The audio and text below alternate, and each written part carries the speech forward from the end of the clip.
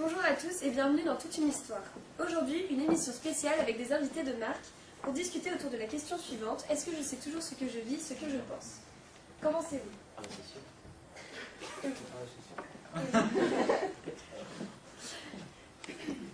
Pour répondre à ces questions, veuillez applaudir bien fort nos invités. Il est mathématicien, physicien et philosophe, Descartes. Un écrivain, critique, polémiste et alcoolique, Pessoa.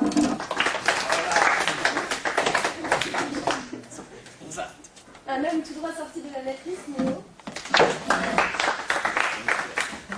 Et enfin notre scientifique préféré.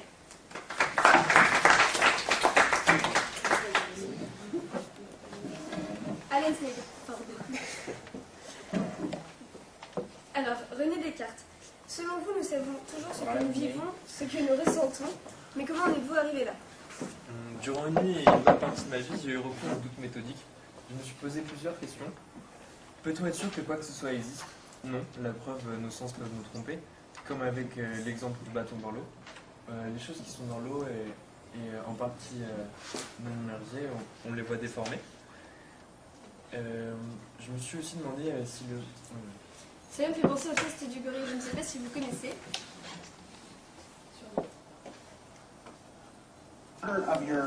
Si l'on ne voyait pas uniquement notre pouce avec précision, mais l'ensemble de notre champ de vision en haute résolution, il faudrait que notre cerveau soit au moins 500 fois plus gros pour traiter toutes ces informations. Mais même là, notre attention continuerait à en sélectionner de petites portions. Le test suivant a été conçu par le psychologue Daniel Simon. Attention, vous allez devoir compter les passes de l'équipe en blanc. C'est parti.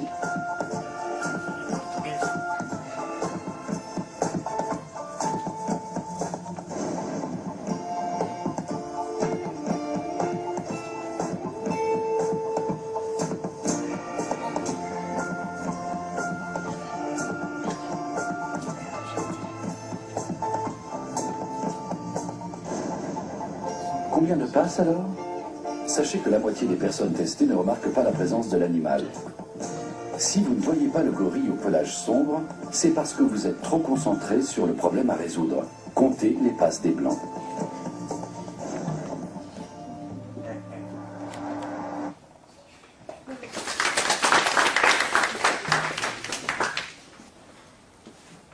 Voici une nouvelle preuve qu'on peut manipuler nos sens.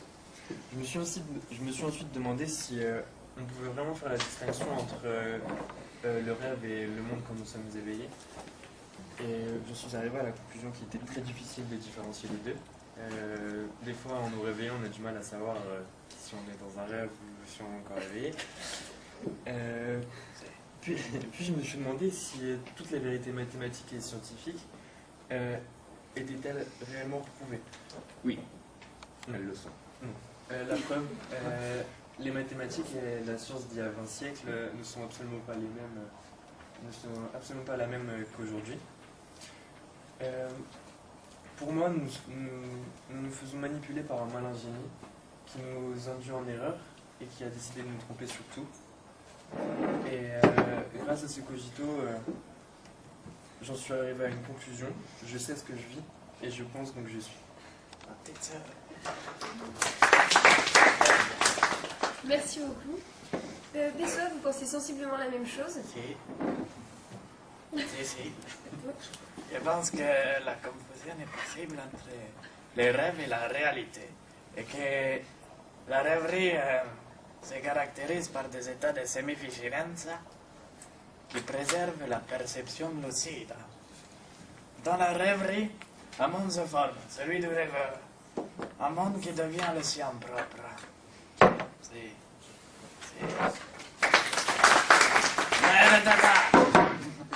Une image produite dans le sommeil est la même qu'à l'état de veille, c'est prouvé scientifiquement. N'est-ce pas le fou? Exact. Ouais, il entretient mon rêve avec l'alcool. C'est normal. Pour poursuivre ce que dit Pessoa, n'avez-vous jamais fait un rêve plus vrai que la réalité? Non? La rêverie, dans son essence même, ne nous libère-t-elle pas du réel? C'est ça que nous avons appelé la matrice du système actuel. qui est notre ennemi, car pratiquement tous les hommes ne sont pas prêts à se laisser débrancher justement du rêve dans lequel ils sont et à accepter la vérité. En résultat, ils sont tous inconscients et désespérément dépendants du système. Ils vont jusqu'à le battre pour le protéger. Et pour rester dans ce rêve, c'est une Se fiction. battre pour le protéger. C'est trop. La matrice, c'est le monde que l'on superpose à notre regard pour empêcher de voir la vérité. Et préférez-vous pas savoir la vérité et vivre dans l'ignorance et sans promesse de bonheur ou Ça fait quoi d'être fou? Bravo. qu'est-ce que la folie pour vous? La folie, c'est d'éviter ce genre de paroles sans avoir de réel argument. Mais avez-vous un réel Mais argument? on l'a dit, le rêve, c'est notre monde, c'est juste une porte d'échappatoire sur la réalité. Et je pense que votre complot bizarre et sans preuve scientifique ne vaut rien. Mais qu'est-ce que la réalité pour vous alors? La réalité, c'est ça aujourd'hui. Mais comment savez-vous? Je sens que c'est ça la réalité. Et la réalité, Pro fort. la bouteille est-elle réelle? On a pensé oui. Si. Et ce pic est-il réel droit ou est-il flexible? Bah, Lorsque... il est toujours droit. Laquelle hein? Il y en a plusieurs. Ça, je te retrouve. Ah, pour moi, le combat virtuel, c'est un combat contre les forces de l'ombre et les puissances de l'inconscient qui maintiennent l'humanité tout entière dans une sous-conscience. Et je suis d'accord avec lui. Une sorte d'inception. L'alcool est mon ennemi. Merci. Et je ne fouille pas mon ennemi. L'alcool vous permet-il d'être dans une inception continue? Et mon grand, tu connais le proverbe là? Mieux vaut être bourré que con, ça dure moins longtemps.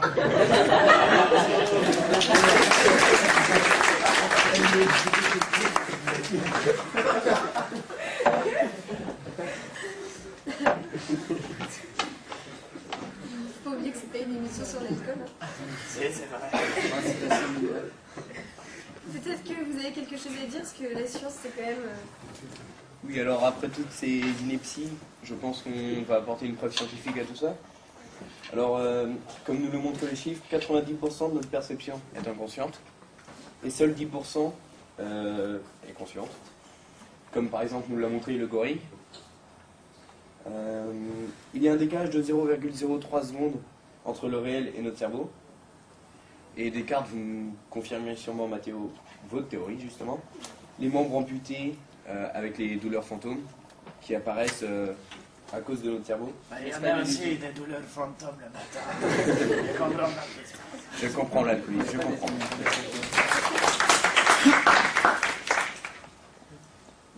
Quoi donc? N'est-ce pas des illusions perpétuelles de sentir des douleurs fantômes? Je n'ai pas compris. N'est-ce pas des illusions perpétuelles de sentir des douleurs fantômes lorsqu'on n'a plus de monde? Si, tout à fait, je suis entièrement d'accord avec vous, c'est notre inconscient qui les crée. Donc dans l'illusion, vous êtes d'accord qu'il n'y a pas de possibilités nouvelles, il n'y a que des répétitions de conduites anciennes avec des évolutions Je n'ai pas dit ça. Je n'ai pas dit ça. Ça, c'est vous qui vous le dites. Je ne suis pas d'accord du tout. Bah, la science n'a jamais prouvé ce genre de choses. Qu'est-ce qu'elle a pris? Elle a prouvé que... Elle a prouvé quoi, déjà? Que notre corps est représenté par notre conscience, que notre corps est une image mentale créée par notre cerveau, et que Et si notre cerveau était une image mentale, on illusionne. Et vous avez bien vu que 90%... Doucement. Vous Oui. J'arrête demain. Vous avez bien dit que 80% du cerveau était contrôlé par l'inconscient? 90. Ouais, 90. Et les puissances de l'inconscient maintiennent l'humanité dans le sous-conscient. Et ça, vous pouvez pas le dire, puisque 90%... Ce n'est pas le sous-conscient, c'est l'inconscient. Oui, mais c'est le... Et c'est pas en dessous. C'est une forme différente. C'est une forme différente de conscience. Mais comment pouvez-vous savoir si nous ne sommes pas comment dire, bernés par l'illusion, puisque 90% sont dirigés par l'inconscient? L'inconscient n'est pas l'illusion. Et non. C'est quoi? L'inconscient, c'est une partie du cerveau qui ne fonctionne pas pareil que le conscient. Merci, alcoolique. C'est un plaisir. De plus, plus on avance dans nos recherches, plus la part du conscient diminue. Et parfois, j'en viens souvent à me demander qui commande ici? Sommes-nous encore maîtres à bord? Quelle est la part de contrôle que nous exerçons vraiment?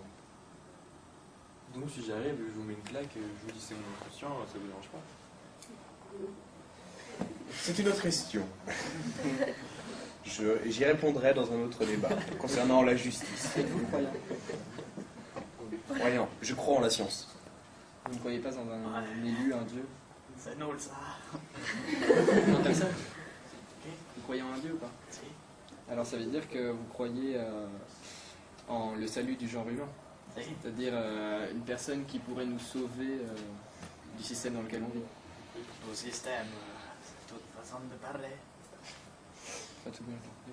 C'est une façon de parler. Ah, une façon de parler, mais quelle est cette façon de parler? N'ignorez pas la question. Écoute mon grand, c'est toi qui bois ou c'est moi? On va pas être d'accord là.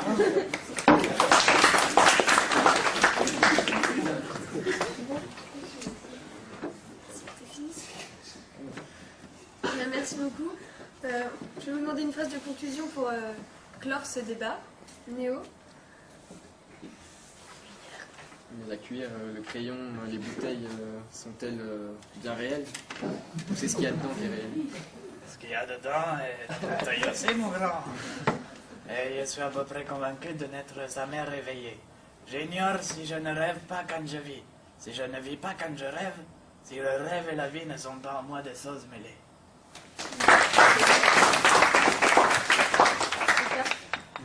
Il n'y a rien qui soit entièrement en notre pouvoir sinon nos pensées. Je pense, donc je suis. Pour